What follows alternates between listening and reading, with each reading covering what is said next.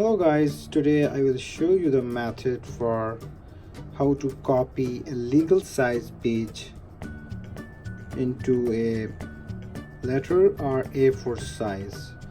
So I will show you the video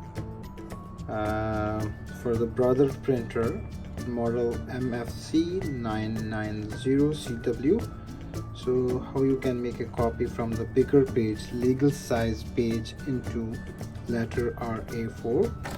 So first you have to put the paper in the downward where you wanna copy, like this way downward, then hit copy.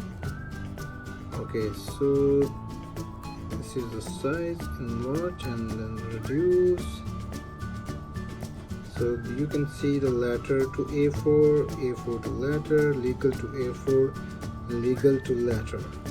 So if you are using the letter size pages into your printer feeder, then you can use the legal to letter.